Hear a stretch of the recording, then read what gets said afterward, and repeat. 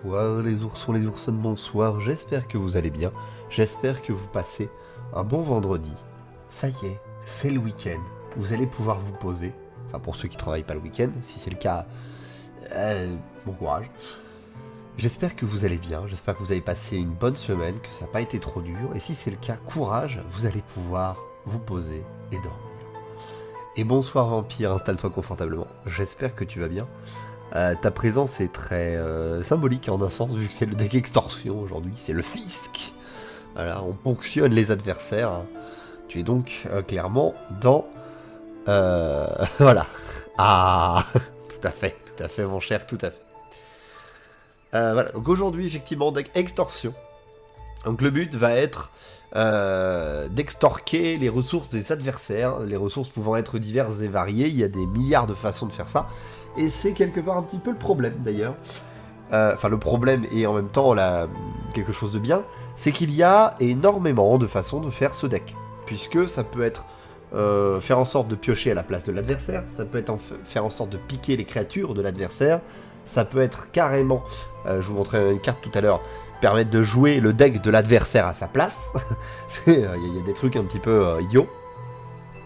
Mais nous on va surtout se concentrer sur la version la plus basique qui consiste à piquer les points de vie de l'adversaire, majoritairement, dès qu'on fait le moindre truc, entre autres choses. Voler les pauvres pour les donner aux riches. Sauf que du coup ces pauvres deviennent riches, donc il faut à nouveau les voler pour pouvoir les donner à d'autres pauvres, qui deviennent riches à leur tour, et donc il faut leur voler à eux aussi. Là c'est pas pour voler les pauvres pour donner aux riches, voler aux riches et aux pauvres pour donner à moi. C'est ça le cycle de la vie, tout à fait. Ça c'est un truc qui m'avait fait beaucoup rire, c'est qu'il y a un artiste qui avait fait une petite BD caricaturale de Robin des Bois où il est en mode ah, je vole aux riches pour donner aux pauvres, tiens petit pauvre, donne l'argent des riches pour que tu puisses refaire ta vie. Et où t'as le pauvre qui fait ouais, je suis riche. Et t'as Robin des Bois qui est en train d'encocher une flèche. Oui, vous ça.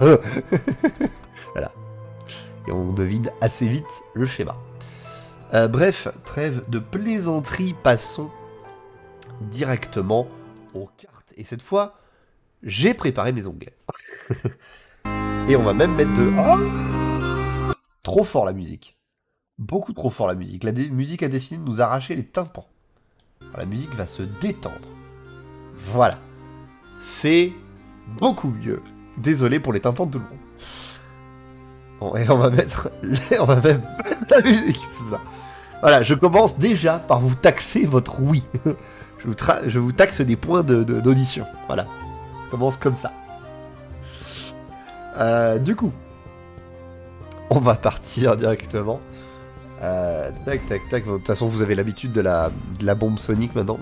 Diggy Hall, motherfucker. Ouais. C'est vrai que j'aurais pu mettre du Diggy Hall, ouais. Ça aurait été fit un petit peu quelque part.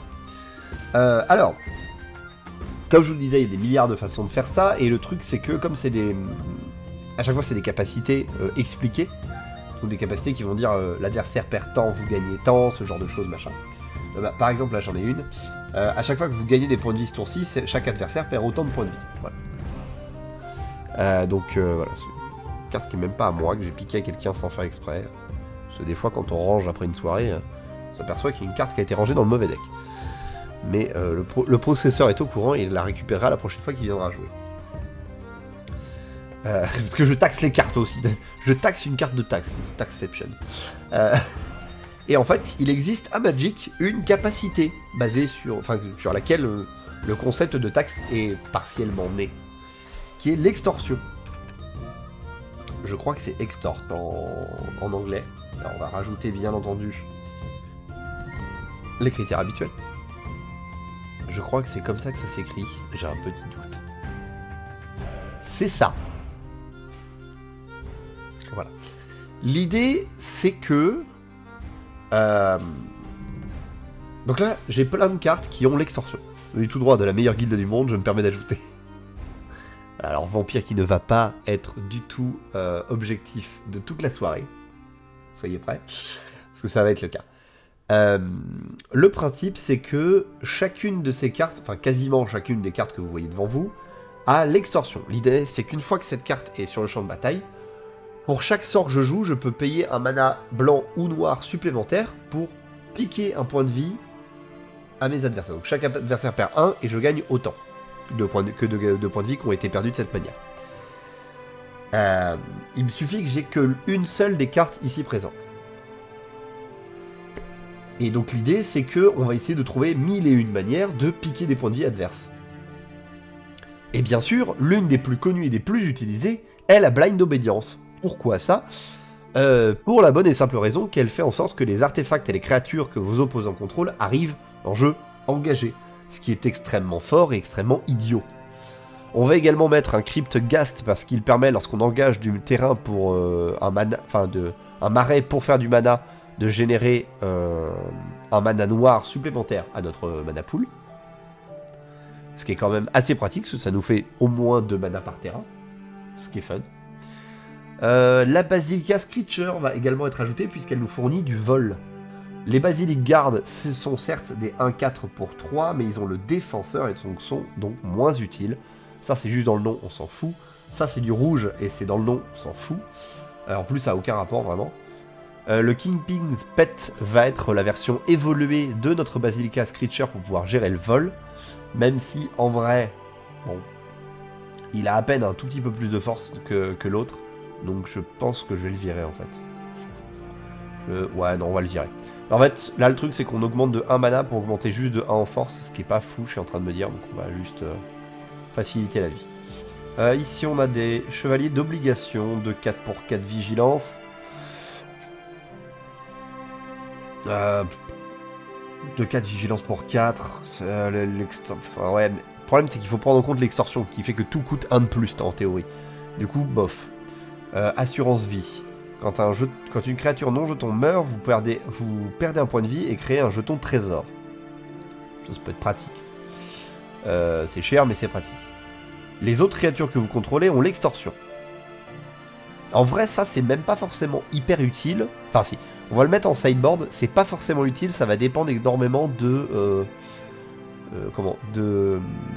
Mince. Ça va dépendre un petit peu de comment va être formé le deck. 3-2 pour 4 extorsion. Bon. 2-2 pour 2 extorsion. Ok. Ça. Alors, temporaire l'extorsion, ça on va le mettre. Parce que même si ça n'a pas l'extorsion, ça fonctionne d'une manière similaire. C'est-à-dire qu'en gros, vous payez 4 mana. Soit vous jouez un tour supplémentaire après celui-ci, soit un joueur se dévoue pour perdre la moitié de ses points de vie arrondis au supérieur. Pour contrecarrer le sort automatiquement. Voilà, ça c'est hyper drôle. En vrai, le Syndic of Tides, ça peut permettre d'avoir l'extorsion très tôt dans le jeu, donc on va le garder quand même. Le Trull Parasite permet de retirer des marqueurs du permanent non-terrain ciblé. En payant 2 points de vie. Bon. Dîme étouffante rentre parfaitement dans le thème. Ah oui, Dîme étouffante va clairement être dans le deck. Hein. Ça, on y viendra après, mais effectivement, tout ça va être dans le deck de manière absolue. Donc, Tith Drinker va évidemment être dedans, puisque c'est une 2-1, lien de vie, extorsion pour 2, c'est parfait. En plus, c'est un vampire, donc c'est raccord. Le Trull de la trésorerie, extorsion 4-4 pour 6. Quand il attaque, vous pouvez renvoyer un artefact, une créature ou un enchantement depuis votre cimetière dans votre main. C'est de la récursion assez absolue, ce qui est assez rigolo. Et enfin, Viscopa Confessor. Quand le Viscopa Confessor entre sur le champ de bataille, payez n'importe quelle quantité de points de vie. L'opposant ciblé doit révéler autant de cartes que de points de vie payés depuis sa main. Vous choisissez une des cartes révélées que vous exilez. Alors lui, c'est qu'en arrivant, il coûte 5 pour 1-3. Certes, ça permet de vider un peu une main, mais en général, il y a plein de cas de figure où ça sert pas à grand chose. Donc, je le mets en sideboard. Si vous voulez le jouer, jouez-le. Mais en vrai, c'est pas fou. C'est vraiment pas fou. Donc, de ça, qu'est-ce qu'on ressort? On ressort de manière assez évidente que la guilde Orzhov est quand même assez largement impliquée dans le problème. C'est pas ouf 5 CCM pour 1-3 même avec la capacité. C'est ça. En plus, c'est une capacité uniquement quand il arrive en jeu. C'est même pas quand il attaque ou autre machin. Donc, c'est un peu compliqué. Et surtout, on remarque qu'il y a... alors, là, ça s'est pas trop vu sur les quelques qu'on voit, mais que les trulls sont aussi impliqués. Les trulls étant une créature qui est assez souvent vue, enfin qui était assez souvent vue dans les premiers trucs d'Orzhov. Donc du coup, on va commencer par aller faire un tour sur tout ce qui parle d'Orzhov. Alors, qu'est-ce qu'on a qui parle d'Orzhov? On a le conseil fantôme d'Orzhov. Quand il arrive, l'opposant ciblé perd 1, je gagne 1. Pour 1 et en sacrifiant une créature, exilez le conseil d'Orzhov, puis renvoyez sur le champ de bataille. Mais il faut sacrifier une créature, donc c'est pas pratique. Petit moment lore, un trull, Srad en français. Oui, c'est ça, c'est le Srad en français, je perdais le nom. Sont des restes humains mis en bouillie et reformés pour devenir des esclaves. D'accord. J'avais pas cette info. Merci pour le petit moment lore. Ah oui, d'ailleurs, j'y pense. J'y pense parce que j'ai pas fait ça. J'ai pas modifié ça sur le... Voilà. Il y a une évolution sur les commandes. Je peux pas aligner ça à droite. Ce serait fun. Ah, merci. Oui, il y a une nouvelle commande, il y a package. Parce qu'en gros, comme je fais de plus en plus de packages de cartes pour Archidect, si vous utilisez Archidect aussi, vous pouvez aller voir les packages qui vous permettent de faciliter votre accès au mana ou à certaines cartes. Typiquement ici, pour ce deck-là, on ira dans les cartes package, dans Mine, et on ira sans doute prendre celui de Orzhov, parce que je l'avais déjà fait, donc on pourra le récupérer au besoin. Donc n'hésitez pas à bookmark, donc à mettre en favori les packs, parce que je les complète entre deux lives en fait. J'essaie de prendre le temps entre deux lives de les compléter et de les remplir. J'en crée pas de nouveaux, on les crée uniquement en live quand on tombe sur le cas de figure, en tout cas pour l'instant. Mais si à la fin du Magictober je les ai pas tous créés, je terminerai de tout créer pour qu'on ait tout. C'est normal qu'on les ait pas tous. Oui, j'ai pas encore fait tous les... Alors pour l'instant, il y a que le mana Bant, Azorius, Orzhov, Gruul, Temur et le tech tribal. Il y a que ça de fait. Orzhov n'apparaît pas chez toi? C'est curieux ça. Ah ouais? Attendez. J'ai une petite idée de pourquoi. Je vais aller voir ça tout de suite. Ah, le Azorius et le Orzhov, je les ai mis en privé. Quel idiot. Mais public. Voilà, normalement ça devrait fonctionner. N'hésitez pas à réactualiser la page, ça devrait s'afficher. Merci d'avoir prévenu, Vampire, j'avais pas fait gaffe. Que je les avais mis en privé. Ça marche, impec. Voilà, donc faut pas hésiter à utiliser ça. Limite là, de toute façon, le Orzhov, je vais l'utiliser ici, une fois qu'on aura terminé de regarder un peu les cartes. Cadeau d'Orzhov, +1/+1, vol et lien de vie pour la créature. Ça c'est vraiment pas mal, parce que si on peut donner vol et lien de vie à notre énorme 4/4 qui nous ramène des trucs du cimetière quand elle attaque, donc qui devient une 5/5 en plus, c'est quand même marrant. Et en plus du lien de vie, c'est concrètement le fonctionnement. Kaya, l'usurpeur d'Orzhov. Exilé jusqu'à 2 cartes depuis un cimetière unique, donc ça peut être un cimetière adverse. Gagnez 2 points de vie pour chaque carte de créature qui ont été exilées de cette manière. Ah, c'est 2 cartes, et donc si on exile des créatures, on gagne 2 points de vie par créature qui ont été exilées. Exiler un permanent non-terrain avec un coût converti de mana de 1 ou moins. Inflige des dommages. Donc Kaya inflige des dommages au joueur ciblé égal au nombre de cartes que ce joueur possède en exil, et vous gagnez autant de points de vie. Alors Kaya va être un petit peu moins. Cette Kaya là va être un peu moins dans ce qu'on cherche, puisque elle n'a qu'un seul effet qui va piquer, enfin qui va taxer des points de vie à l'adversaire. Tout le reste avant sert à build up son effet de -5. Ce qui est moins intéressant pour nous. Ça reste fort, très intéressant, n'hésitez pas à la jouer, mais là c'est pas ce qu'on cherche. Alors, Orzhov Advocist, au début de votre entretien, chaque joueur met 2 marqueurs +1/+1 sur une créature qu'il contrôle. Si un joueur le fait, les créatures que ce joueur contrôle ne peuvent pas vous attaquer ou les planeswalkers que vous contrôlez jusqu'à la fin du tour. Ok, donc c'est, si tu grossis, tu peux pas me taper. Ça peut être intéressant, mais ça peut être dangereux. Et surtout, c'est pas notre mécanique. Orzhova, l'église des contrats.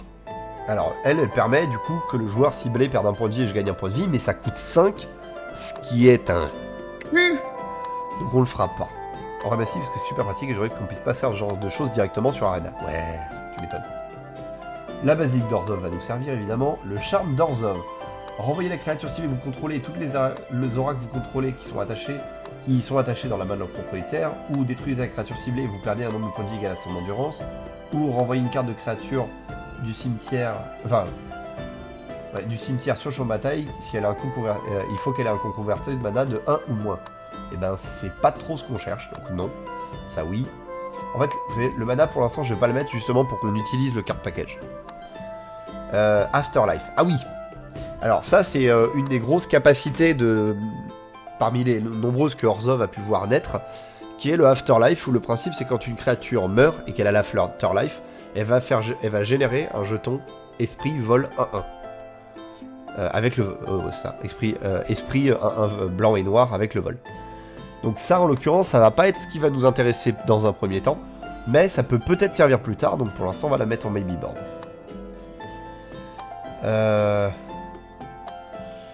Alors la mécanique pour hanter les autres créatures, elle est intéressante, mais elle est très gros cerveau pour pas grand chose, et surtout elle ne concerne pas ce qu'on fait, donc on va s'en passer.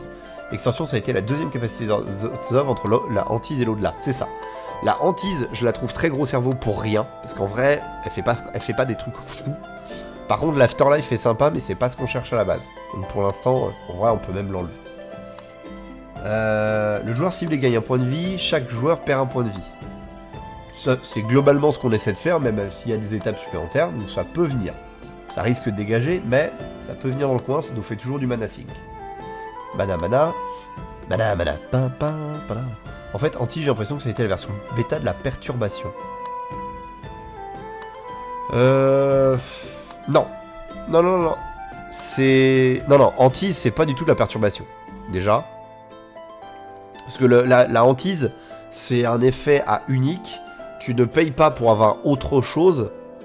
Tu as... En fait, la perturbation, la hantise, c'est un peu comme le tir de flingue du chasseur dans une partie de loup-garou. C'est quand la créature meurt, elle fait un dernier truc. C'est tout. qui dure un petit peu dans le temps. Mais en vrai, pour moi, c'est très éloigné de la perturbation. Je vois ce que tu veux dire, mais je suis pas d'accord. Donc hantise, quand il hante sur champ de bataille, ou qu'une créature qu'il hante, ou le... Alors, attends. Quand le pontife d'Orzhov entre sur champ de bataille, ou que la créature qu'il hante meurt, ok. Choisissez un, les créatures que vous contrôlez gagnent plus de 1, ou les créatures que vous contrôlez pas gagnent moins 1. Ouais, bof. Quand ils affichent des dommages de combat à un joueur, ce joueur défausse une carte. C'est marrant, mais c'est pas trop ce qu'on cherche. Et enfin, sacrifier 3 créatures blanches, retirer une créature ciblée du jeu, donc exil en gros. Quand une autre créature noire que vous contrôlez est mise en cimetière depuis le jeu, générez un jeton esprit blanc 1-1 avec le vol. Ok, oui, la mécanique est différente, mais dans l'idée tu fais revenir le truc pour un effet similaire. Alors, pas tout à fait.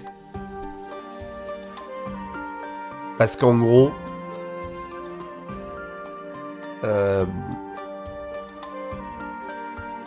elle est exilée depuis le cimetière, directement, et son effet vient se déplacer sur la créature. Et du coup, l'effet a besoin d'une créature existante. Là où la perturbation n'a besoin de rien pour exister, coûte du mana contrairement au fait de la hantise, et la hantise fait très très peu de choses intéressantes. En général. D'autant que la hantise ne se déclenche que si la créature qui se fait hanter meurt. Ce qui veut dire que si la créature que tu hantes se fait exiler, ça ne se déclenche pas et c'est juste perdu. Donc c'est vraiment bordélique. Ah, tu parles sur le principe aussi largement. Oui. Alors, si tu parles sur le principe aussi largement, effectivement, c'est une sorte de bêta de la perturbation. Mais c'est un peu tiré par les cheveux. Je vois ce que tu veux dire, et vu comme ça, oui, mais ça reste tiré par les cheveux sur plein d'aspects. Alors ensuite, est-ce qu'il y en a qui ont Orzhov dans leur nom et qui ne sont pas... qu'on n'a pas vu? Non, il n'y en a pas. Ok. On va voir ensuite les trulles, un petit peu, les Thran, pour voir si on a des trucs un peu marrants à faire là-dedans. Alors là, il a le hante. Le truc à sacrifier pour un point de vie, de l'afterlife. Vos sorts noirs coûtent un noir de moins à gérer, ça on peut le régénérer. Hanté, Death Touch. Ouais, bof. Ouais, les trulles vont peut-être pas être très très pertinents dans ce qu'on cherche, à faire. Hein.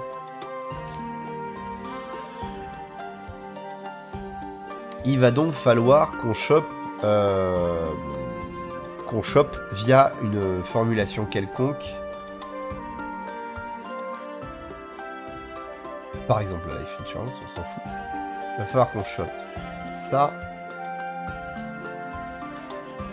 Et qu'on voit qui parle de ça. Donc, je ne veux personne qui parle d'Extort, parce qu'on l'a déjà fait. Extort. Mince.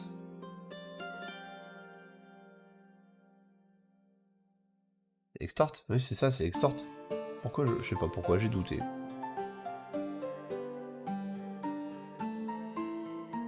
And...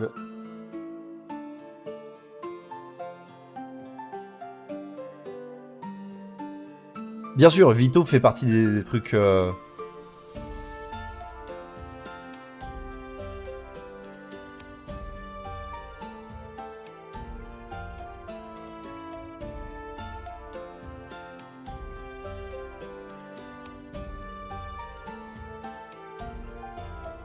Ah oui, mais non, mais c'est parce que j'ai laissé le trull.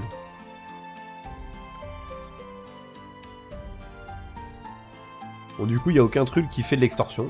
C'est intéressant à savoir. Ensuite, du coup...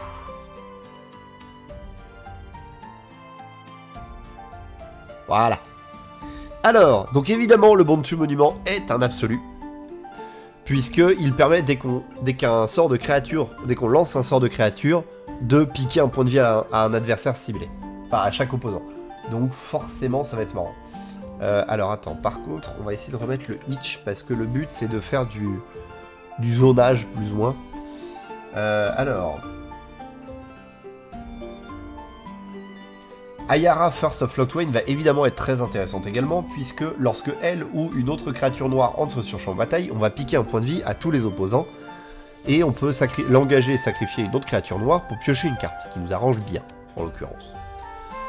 Le bastion de remembrance permettra de piquer des points de vie quand on a une créature qui meurt, comme ça, entre le bastion et le monument de Bontu, on a de l'arrivée et du départ qui est compté, ça c'est cool. Bontu glorifié... Bontu glorifié va être mieux qu'Ayara. Et donc potentiellement, si on a besoin de faire la place, on virera à Ayara pour laisser Bontu. Pourquoi Bontu est mieux? Déjà parce que menace indestructible 4-6 pour 3, au lieu de 2-3 pour 3. Déjà c'est beaucoup plus drôle. Ensuite, quand elle ne peut pas attaquer ou bloquer, à moins qu'une créature soit morte sous votre contrôle ce tour-ci. Ça c'est un peu gênant, mais en vrai on peut faire avec. Puisque, pour 2 et en sacrifiant une autre créature, on fait du regard 1 en plus de piquer des points de vie. Donc on a une vraie grosse plus-value. Sachant que ça ne l'engage pas, donc on peut le faire plusieurs fois, puis attaquer quand même. Et ça, c'est pas mal. Le chaudron de familier... Enfin, le familier de chaudron permet de piquer un point de vie quand il arrive. On peut sacrifier la nourriture pour le ramener. Bon, ça, c'est moins, ce qui est prévu, mais c'est possible. Cruelle célébrante, quand elle ou une autre créature ou planeswalker que vous contrôlez meurt, chaque opposant perd 1 et vous gagnez 1, évidemment. Lui... Alors lui, ça utilise les attractions, donc on va pas trop s'en préoccuper. Lui, il crée des jetons blancs humains. Ça nous intéresse pas trop. Ah oui, la Dogged Poursuite. Alors Dogged Poursuite, c'est une espèce d'obligation. Au début de votre étape de fin, chaque opposant perd 1, vous gagnez 1. C'est tout. C'est un enchantement, il est là, il fait ça tout le temps. Et ensuite, on a le Drana Emissary qui fait pareil à chaque entretien. Wow. Ça peut être très vite insupportable d'avoir les deux sur la table. Alors, le Dreg Recycleur, faut sacrifier un artefact ou une créature, donc ça peut être chiant. Ça, c'est ça, c'est par rapport aux elfes spécifiquement, ce qui est pas trop notre but. Il y a le Reliquaire Noir qui fait la même chose également. Alors, si tu parles du monument de Bontu, j'ai déjà mis. Sinon, si tu parles d'autre chose, on le verra plus bas. Garrulose Sycophante, au début de votre étape de fin, si vous êtes le monarque, chaque opposant perd 1 gagne 1. Bah du coup non, parce qu'on n'a pas prévu de jouer monarque, donc c'est pas trop pertinent. Parade, défausser une carte, donc il faut défausser une carte pour la cibler. Quand le cavalier trespasseur entre sur champ de bataille ou attaque, exiler jusqu'à une carte d'un cimetière. Si une carte de créature est exilée de cette manière, piquer des points de vie adverses. Et en nuit, c'est quand elle entre sur champ de bataille ou attaque, exiler jusqu'à 2 cartes de créatures du cimetière. Pour chaque créature exilée de cette manière, chaque opposant perd un point de vie, je gagne un point de vie. Le truc, c'est qu'on joue pas transformation nuit et jour, donc on s'en passera. Contact mortel, quand une créature que vous contrôlez avec le Death Touch attaque, chaque opposant perd 1 et vous gagnez 1. Quand une créature que vous contrôlez avec le Death Touch inflige de dommages de combat à un Planeswalker, détruisez ce Planeswalker. Donc ça donne le contact mortel de Planeswalker à mes contacts mortels. Ce qui est fun. Quand lui ou un autre allié entre sur champ de bataille sous votre contrôle, chaque opposant perd 1 et je gagne 1. Alors ça, faut jouer allié, ce qui est un peu plus compliqué. Ah, Cardur, le Doom Scourge. Le problème, c'est qu'en termes de couleur, il va vite nous poser problème, donc on va le laisser tranquille. Quand un chevalier que vous contrôlez attaque, chaque opposant perd 1 et vous gagnez 1. Et après, on peut le sacrifier en payant 8 pour renvoyer toutes les cartes de chevalier depuis mon cimetière sur le champ de bataille. Alors là, du coup, ça va pas être notre but, mais dans un deck chevalier, théoriquement Orzhov, il y a des trucs à faire.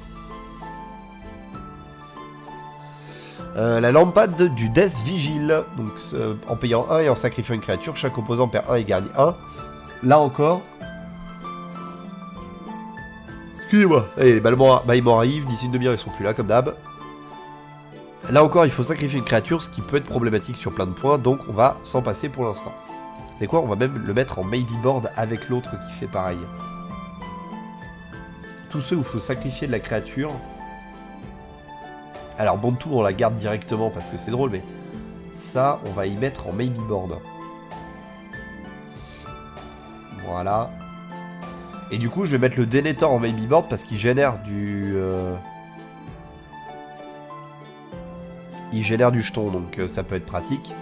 Et du coup on va mettre également la Nadir Nightblade qui dit qu'à chaque fois qu'un jeton que je contrôle quitte le champ de bataille, chaque opposant perd 1 et je gagne 1. Donc ça va faire partie de la mécanique. Dès que le Night Market Lockout devient engagé, chaque opposant perd 1, on gagne 1, c'est bien. Ça, faut faire du marqueur -1, -1, donc ça va pas nous intéresser. Ça, on va faire 2 fois l'effet, tout le monde perd 1, je gagne 1. Et ensuite, il se transforme. Et il donne la menace à tous les véhicules que je contrôle. C'est pas ce qu'on cherche à faire.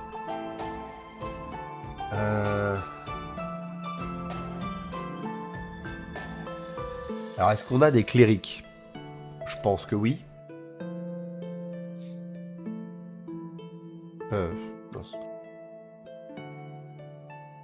On en a 2. Et on en aura peut-être plus. On en a 2 là dans le sideboard. En gros, ça, je peux payer 2, l'engager et sacrifier une créature pour piocher une carte. Et tant que je contrôle un cléric, la relique viale dit à chaque fois qu'une créature que je contrôle meurt, chaque adversaire perd 1, je gagne 1. Ça peut être marrant, mais c'est conditionnel et sinon ça fait pas grand chose, donc la carte peut être vite un peu morte. C'est le problème. Lui, il permet de piquer des points de vie dès qu'un terrain entre en jeu, c'est marrant. Lui, il le fait dès qu'un vampire attaque, donc pour peu qu'on mette pas mal de vampires, ça peut vite devenir marrant. Lui, c'est quand il meurt spécifiquement, donc c'est un peu limité. Lui, ça me rajoute 2 couleurs que je n'utilise pas, donc pour l'instant, on va s'en passer. Lui... Alors ça, faut jouer marqueur +1/+1, donc c'est pas ce qui va nous intéresser ici.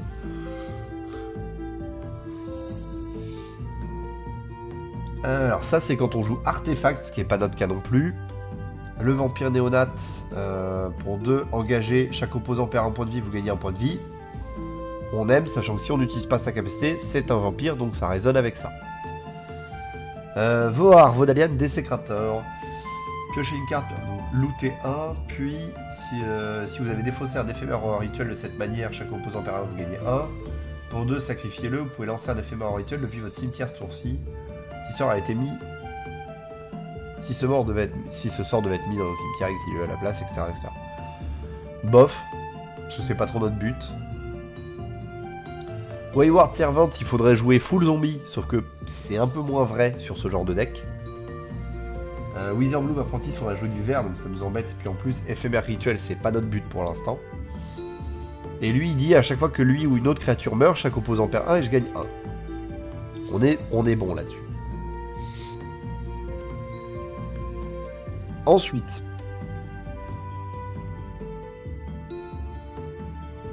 alors... Maintenant, on va les séparer. Hop là.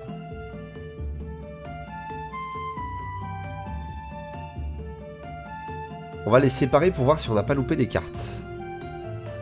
Et là, Silcor. Quand une autre créature entre sur le champ de bataille sous votre contrôle, gagnez 1. Quand une autre créature que vous contrôlez meurt, chaque opposant perd 1. Il a le Death Touch. Raisonnement avec le Death Touch. C'est un cléric.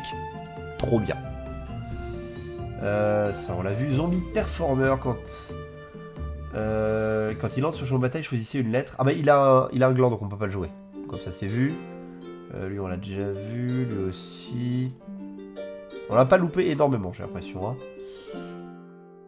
Ah, le Meathook Massacre, qui est à 32 balles, parce qu'apparemment, il est hyper fumé. Chaque créature, quand il entre sur le champ de bataille, chaque créature gagne -X jusqu'à la fin du tour, X étant ce qu'on a payé. Quand une créature que je contrôle meurt, chaque opposant perd 1. Quand une créature qu'un opposant contrôle meurt, je gagne 1. Alors ça pourrait être incroyable, mais en vrai, ça va vite coûter cher pour pas grand chose. Même été banni sur Arena dans certains modes. Oui, bah oui. Parce qu'en fait, le truc, c'est que c'est un rase-board qui, en plus, au moment où il rase le board, surveille le truc pour pouvoir infliger ou gagner des points de vie dans tous les sens. Donc c'est juste vraiment trop fort. Après, personnellement, je le trouve pas si bien que ça. Mais je le mets en sideboard parce qu'il reste fort. Et donc, en soi, si vous avez l'opportunité de le jouer, pourquoi pas. On l'a dit non. Lui. Quand lui ou un autre enchantement entre sur champ de bataille sous votre contrôle, vous gagnez 1 point de vie. Pour ne payer 1 point de vie, chaque opposant perd 1 point de vie. Ça, par contre, c'est hyper drôle. En plus, c'est un clair, donc ça nous arrange.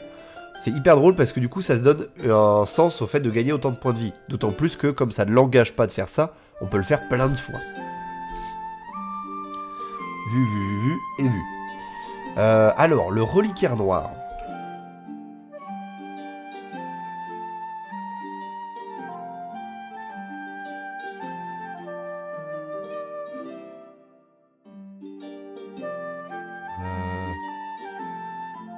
Alors, reliquaire...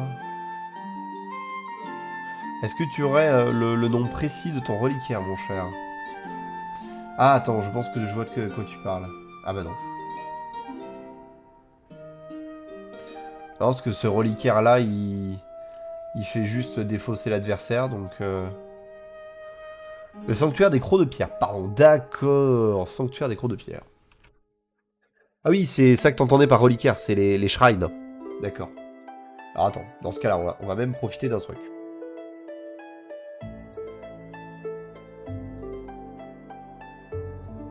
On va regarder tous les shrines qui peuvent rentrer dans un Lord of. Au début de votre phase de fin, vous pouvez payer 1 si vous le faites, détruisez. D'accord, non. Au début de phase de fin, vous pouvez payer 1 si vous le faites, faites un esprit pour chaque shrine que vous contrôlez. En vrai, ça nous ferait des jetons à sacrifier. Ça peut être marrant. Au début de votre entretien, vous gagnez 2 points de vie pour chaque shrine que vous contrôlez. Ok. Pas mal. Au début de votre entretien, chaque opposant défausse une carte pour chaque shrine que vous contrôlez. Ça, on s'en fout. Au début de votre phase de pré-combat, chaque opposant perd X et vous gagnez X, où X est le nombre de shrines que vous contrôlez. Effectivement. Et pour 6, c'est engager une créature ciblée. Cette capacité coûte un mois à activer pour chaque shrine que vous contrôlez. Bon. Bah, du coup, il y a quand même plusieurs shrines qui nous intéressent. Alors, déjà, on va admettre qu'on est en Orzhov, parce que c'est quand même un petit peu le cas. Hein. Au moment, faut accepter la pilule.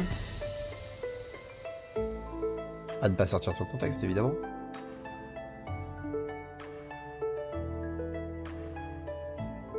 Ouais, j'ai mis 2 fois idée Orzhov, mais c'est pas grave. Donc, on va prendre celui-ci pour la génération de jetons, celui-là pour les points de vie, et celui-là pour le vol de points de vie. Voilà. Pourquoi j'ai l'impression que... Attends, il y en a 6. Il y en a 6, ok, c'est moi qui est bête. Ok. Donc on a ça. Qu'est-ce qu'on pourrait avoir qui... alors si, il y en a une autre. C'est une créature blanche.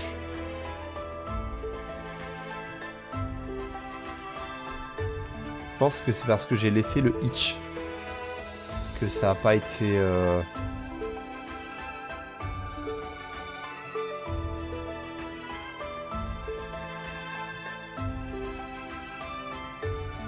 Alors...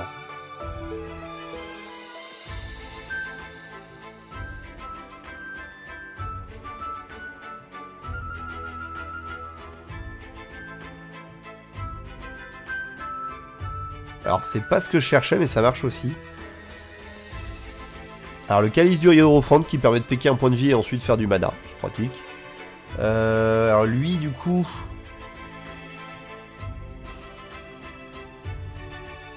Sideboard, parce que le problème, c'est qu'il est un peu cher à poser, il fait pas grand-chose de plus, donc... alors, le boss, évidemment, qui permet de piquer un point de vie à l'adversaire, c'est oui. Le charme d'ébène... Il fait notamment l'effet qu'on cherche. Il permet d'exiler un peu de cimetière. Ça fait une petite gestion qui traîne, c'est toujours sympa. Alors l'Eldrazi il est pas fou. En plus il faut du mana land, c'est chiant. Nihilistic Glee pour 3 défausser une carte. Oh, c'est relou. Pious Evangel, or another creature enter the battlefield under control. Vous gagnez un point de vie dès que vous posez un truc en gros, et tu peux le sacrifier à un autre permanent et en payant 2 et en l'engageant pour le transformer en Wayward Disciple. Quand lui ou une autre créature que vous contrôlez meurt, l'opposant ciblé perd un point de vie, vous gagnez un point de vie. En vrai, c'est beaucoup de problèmes pour pas grand chose. Ça, c'est pour jouer artefact à mort, donc non. Lui, c'est que quand il arrive, il inflige 1 à un opposant et vous gagnez 1, mais sans plus. Ça, c'est quand on lance des sorts d'esprit ou d'arcane, donc malheureusement, c'est pas trop le bon deck. Quand lui ou on a un autre guerrier arrive sur le champ de bataille, on pique un point de vie en first, donc enfin, sous le contrôle de votre équipe, mais ça reste pas fou. Ça reste pas fou du tout. Mais il y a une autre... Il y en a un autre comme ça, qui fait des trucs...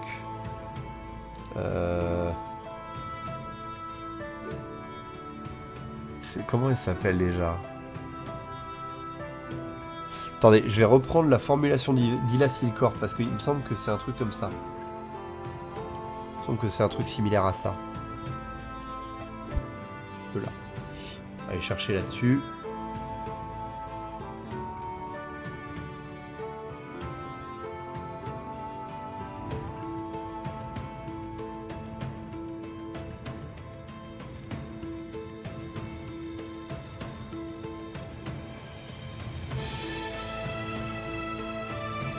Enter the battlefield.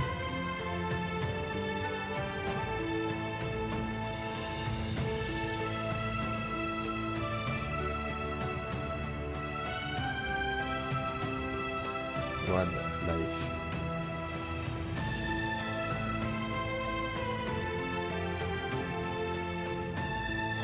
Mince.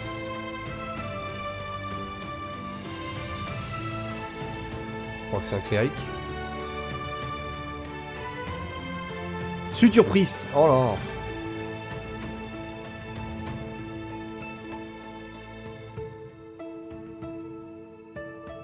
Voilà. Est-ce que c'est la seule qui fait ça? Non, il y a Bloodseeker aussi. En gros, ces deux cartes font que lorsqu'une créature entre sur champ de bataille sous le contrôle d'un opposant, ce joueur perd un point de vie. Je peux faire en sorte que ce joueur perde un point de vie. Ah, c'est ça que je cherchais. Bon, je vais chercher directement Bloodseeker et Suture Priest. Bloodseeker. Suture Priest. Ah, par contre, ça me les met pas au bon endroit, parce que ça me les met là, ce que je ne cherche pas du tout à faire. Créature. Bloodseeker est une créature. Alors effectivement, on a effectivement Vito à ajouter de manière absolue. Sword of Death Scrolls. On va avoir aussi Vito, c'est lorsque vous gagnez des points de vie, l'opposant ciblé perd autant. Et donc il y a normalement l'inverse. Whenever you... Alors attends, déjà on va chercher Whenever you gain life.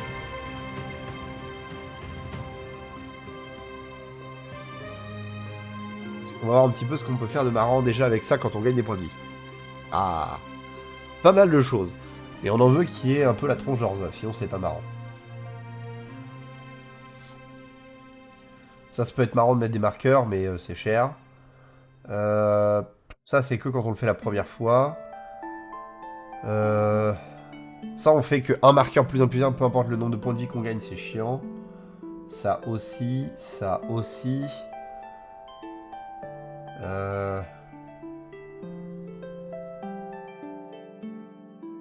Ça c'est pas fou.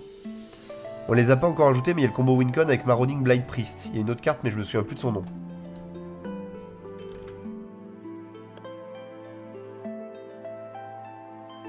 Hop là. Oui, évidemment. En vrai, techniquement, ça c'est la version un peu gentillette. Ça c'est la version un peu gentillette parce que...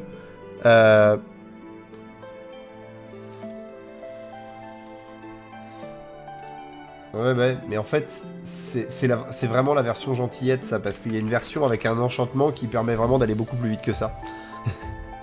Mais qu'on mettra sûrement aussi, d'ailleurs. Alors,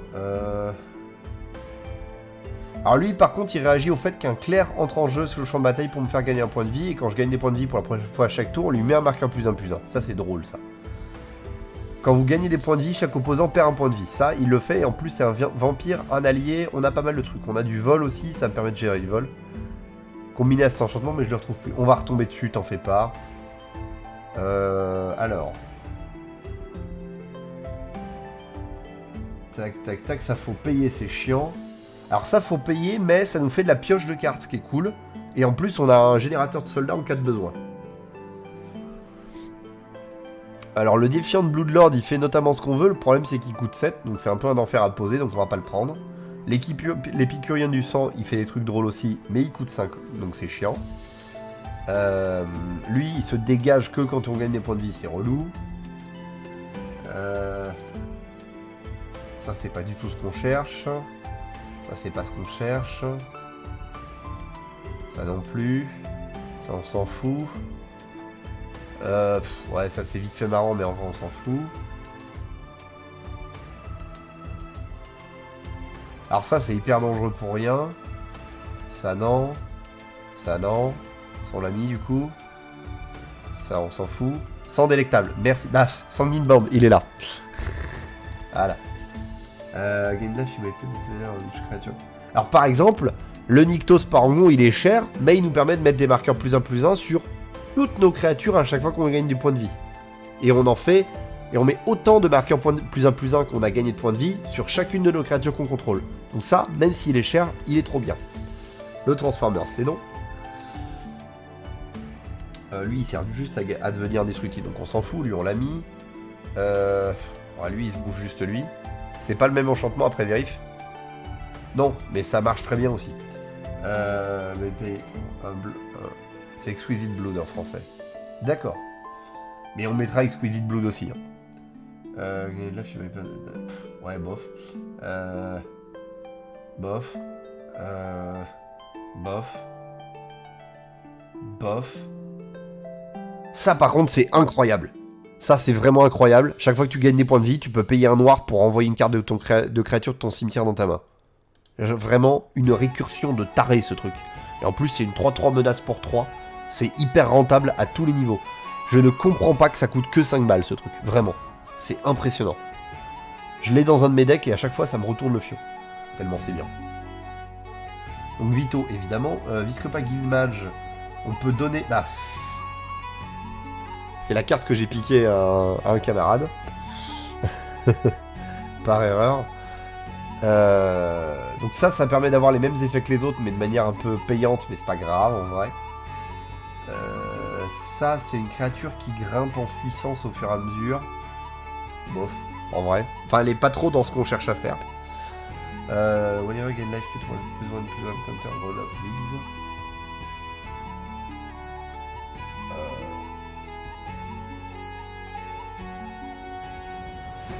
Le Well of Lost Dreams va être obligatoire. Lui... Bof. Le Well of Limb, bof. Mais le Well of Lost Dreams, c'est un autre carte de draw qui est incroyable.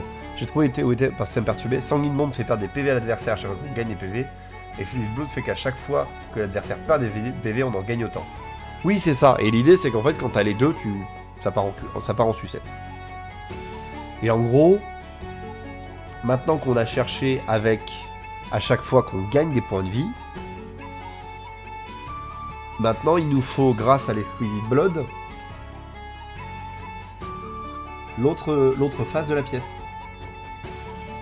Parce qu'il y a moins de cartes qui le font, mais il y en a. Voilà. Donc on va faire Whenever an opponent lose life.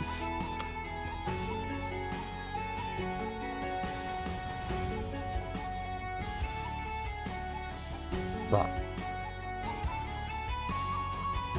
Ah oui, c'est vrai, le Mindcrank. Alors le Mindcrank, c'est un petit bonus en vrai, mais c'est hyper rigolo. C'est à chaque fois qu'un adversaire perd des points de vie, il meule d'autant. Parce que voilà. Parce que quitte à faire de l'extorsion, on fait ça vraiment comme des gros sales.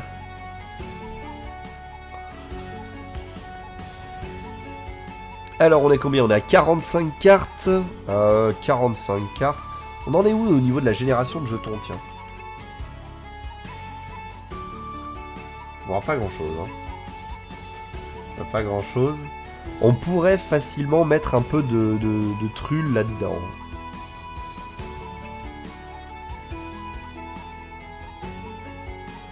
Est-ce qu'on a des générateurs de jetons trull? Ça peut être marrant, ça, tiens.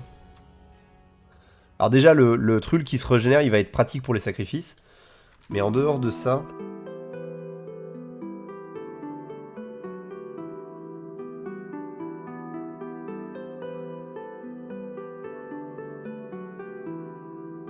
Parce qu'on aime bien faire souffrir l'adversaire jusqu'au bout. Tout à fait. Et bonsoir Puffy Miaou, bienvenue sur live. C'est plus un deck spécial Fisk, mais un deck spécial Jugement Dernier. Même mes poches ont un peu plus garni par rapport à celui ou celle qui va prendre cher. Oui, c'est vrai, en effet, Puffy Miaou.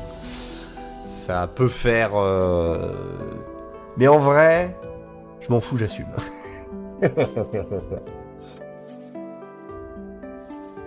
Du coup, bienvenue à toi, Puffy Miaou. Installe-toi confortablement.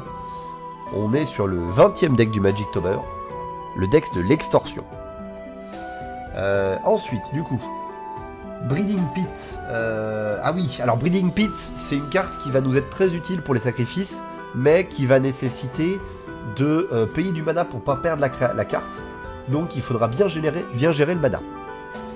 Passage rapide, 2 booster l'autre, ouvert, un Orcish Bowmaster Loot, c'est rentable. C'est rentable. Effectivement, Néoblast, c'est extrêmement rentable.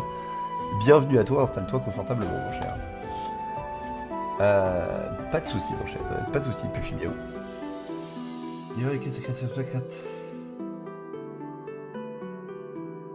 Alors lui, le problème, c'est que si on a trop de trulles, il meurt. Donc c'est un peu chiant. Certes, il nous les génère vite, mais c'est chiant quand même. Lui... lui, on peut choisir du coup trulle noire pour pouvoir en générer par paquet juste en payant 3. Donc c'est pratique. Si on choisit commandeur, on peut choisir les deux. Chaque opposant sacrifie une créature qu'il contrôle avec la plus grande force. Exilez toutes les cartes de tous les cimetières des opposants, créez autant de Black Trull. 0-1. Ah non, X c'est la plus grande force parmi les créatures qui ont été exilées de cette manière.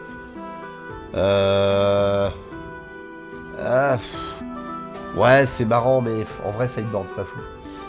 TV Chat, donc lui, il permet de créer 2 trulles, pratique. Vous pouvez sacrifier une autre créature ou un Planeswalker. Si vous le faites, piochez 2, puis piochez une autre carte si le permanent que vous avez sacrifié était un commandant. Sachant qu'il peut être notre commandant. Gagnez le contrôle de tous les commandants. Mettez tous les commandants de la zone de commandement sur le champ de bataille sous votre contrôle. C'est trop drôle. C'est beaucoup trop drôle. Alors par contre, on a quel ratio là, blanc-noir, juste pour savoir. Ouais, oh ça va en vrai, ça va. Mais TV Chat, c'est trop marrant. Et alors je crois même me souvenir, parce que cette carte me dit un truc. Je crois même me souvenir... Ah oui, c'est ça, il y avait il y avait un secret lair un peu dégueulasse visuellement. J'avais oublié ça. Et il me semblait qu'il y avait un truc, mais j'étais plus très sûr. Putain, je suis en train de me faire spammer de MP sur Discord. Je verrai ça après le live de toute façon. Vous savez, vous connaissez la musique. Du coup, on va pouvoir récupérer tout ça qui implique des jetons, des sacrifices, des machins, puisqu'on a de la génération de jetons un peu, et on a un peu de génération de cartes et de créatures et machins. Dans ce qu'on a mis de côté, qu'est-ce qu'on avait d'autre? Ça, c'était pas fou. En vrai, on va l'enlever. Ça, on va le laisser ce que pourquoi pas. Ça, on va le laisser pourquoi pas. Ça donne l'extorsion à tout. En vrai, on commence à avoir beaucoup de créatures, donc ça peut être rentabilisable. Et le Ghost Council, je reste persuadé que c'est pas fou. Alors par contre, on va toutes les sélectionner et toutes les mettre en maybe board, puisque techniquement, en commandeur, le sideboard n'existe pas. Voilà. On esquive la balle perdue. Du coup, 55. Alors déjà, on n'oublie pas, on va prendre des marais. Et on va en mettre 35. Alors 35 parce qu'on va avoir besoin d'une grande quantité de mana à mon avis, hein. Si je regarde la courbe, ouais, 2,93, ça va en vrai, ça va. Voilà, comme ça on sait qu'il nous reste 10 cartes à mettre. Il nous faut 10 cartes pour le deck, là on peut faire un peu ce qu'on veut. Bah non, en fait on fait pas ce qu'on veut, il nous reste 10 cartes et c'est pareil, ça compte bien.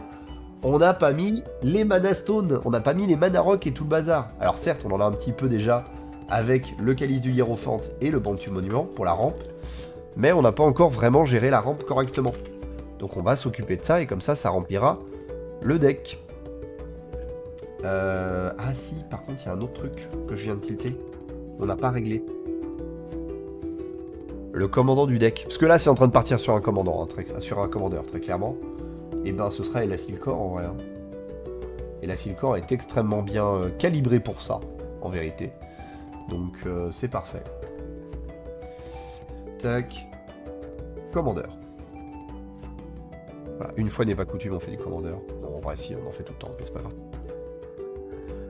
grave. Du coup, donc ça c'est bon. Ce qui fait que je vais pouvoir faire 4 packages et je vais pouvoir aller chercher dans le package card que j'ai fait le mana Orzhov, où on a une quantité très acceptable de trucs.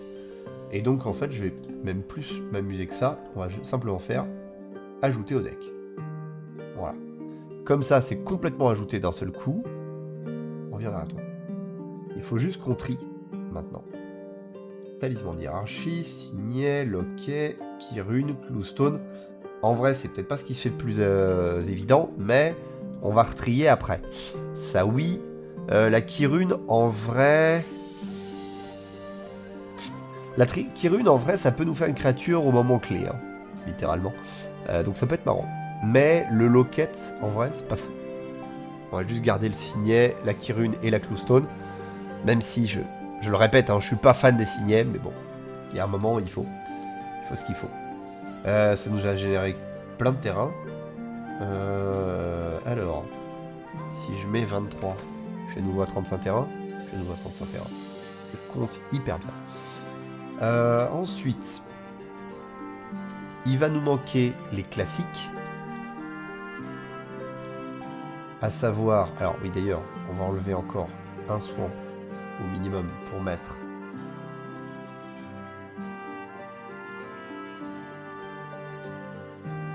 mince.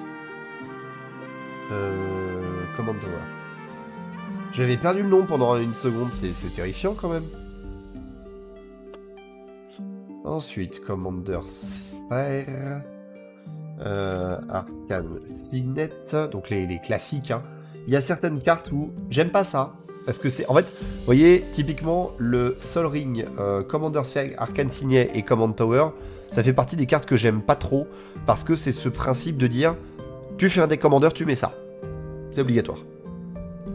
Ça fait partie des trucs qui m'agacent un peu là-dedans, mais à un moment, t'as pas trop le choix. Et du coup, on va pouvoir mettre l'autre monument blanc. Parce que il va nous générer des jetons, ce qui est plutôt pratique. Oketra. Oketra qui dit que dès que je joue une créature, je crée un jeton guerrier, ce qui nous fera des trucs à sacrifier. Ou au pire, juste de la viande pour le...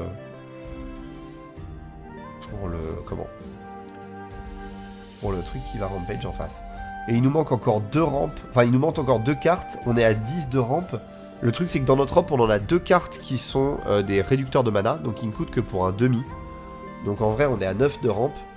Et ça pourrait pas de mal qu'on monte à 11. Donc, on va rajouter du ramp. Là, la question, c'est qu'est-ce qu'on rajoute? Et ça devient un petit peu moins évident. Artefact. Alors, qui a add. Oh là. Je vais pas écrire. Add N.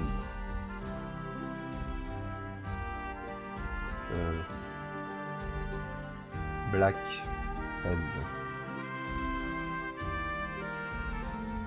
Wait.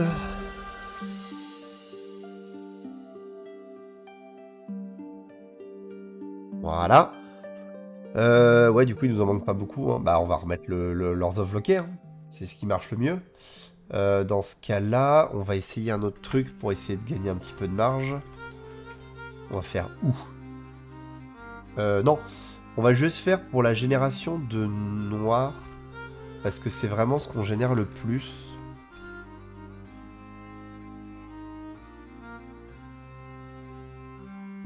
Donc... Est-ce qu'on a des trucs un peu intéressants là-dedans? On pourrait mettre un diamant, c'est vrai.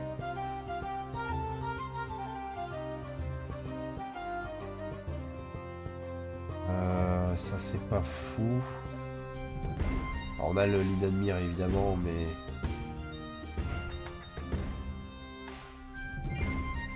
Phyrexian Totem. Non. On pourrait mettre des Skull of Ramos. On peut mettre un Transmo Grand Altar pour pouvoir générer du truc en détruisant des créatures.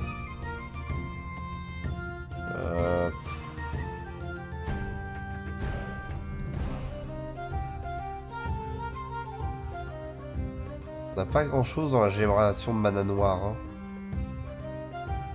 On a éventuellement le Charcoal Diamond qui est pas mal, mais sinon en vrai on n'a pas des trucs fantastiques as fuck non plus. Et en génération de blanc... Du coup il y a le Marble Diamond, mais sinon... Il n'y a pas grand chose non plus. Hein.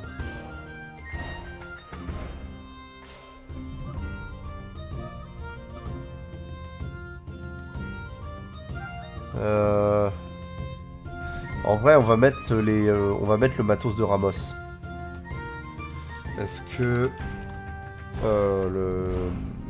on a vraiment besoin de mana supplémentaire. Quitte à ce qu'on réduise un petit peu la quantité de terrain, parce qu'il nous faut du mana disponible qui peut arriver rapidement en fait. Horse of Lockey. Oh, remarque, ça me permettrait d'enlever le Horse of Lockey en vrai, donc ça peut être marrant comme idée. Je suis à 14. Parce que le Horse of Lockey, j'en suis pas fan. Ah, mais du coup, je suis à 102. Bah, du coup, on va enlever les trucs de Ramos. Tant pis. Ça fait 12 rampes. Donc ça fait 11 et demi techniquement avec les... Enfin ça fait 11 avec les 2 demi des monuments. C'est pas mal. C'est pas mal, c'est pas mal. Il nous reste du coup juste sur les terrains. Si, il y a un truc qu'il faut que je regarde. Il y a un autre truc qu'il faut que je regarde. Si vous vous souvenez, on a une carte qui dit que quand on engage un marais, on génère du mana noir supplémentaire. Du coup, il va nous falloir tout ce qui a le type marais pour pouvoir essayer d'exploiter cette chose.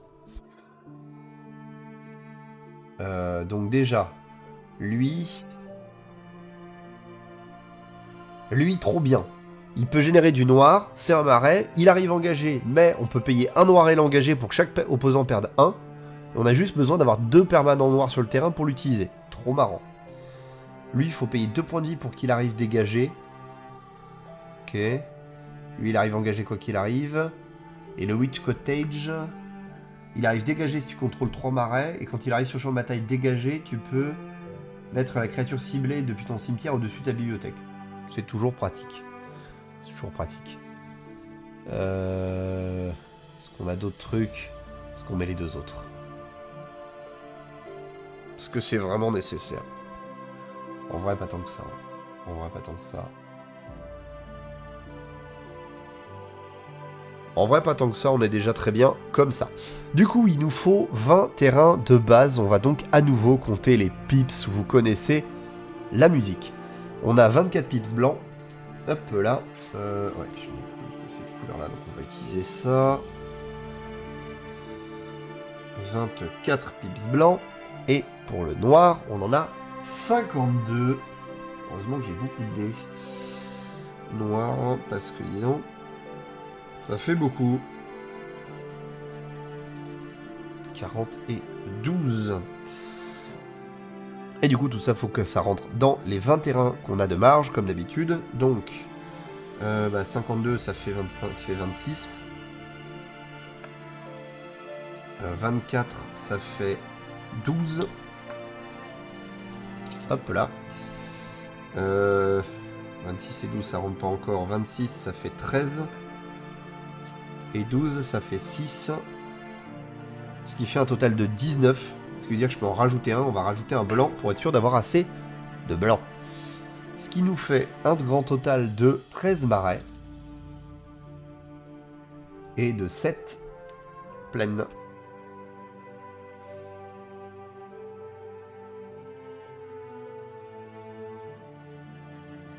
Voilà. Et nous avons notre deck Extorsion. Avec un maybe board éventuel si vous voulez faire des modifications de votre côté, bien évidemment. Hop, impeccable. Alors, on va emporter ça là-dedans. Hop là, ça va ici. Jour 20. Extorsion.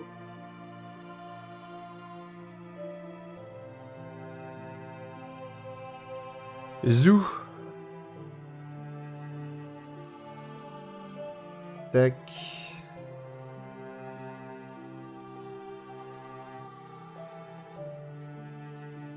Voilà, le deck est posté. Ça, c'est fait. J'en profite pour mettre à jour l'image du calendrier, afin que vous puissiez être au courant de l'état d'avancée. Impeccable. Bien.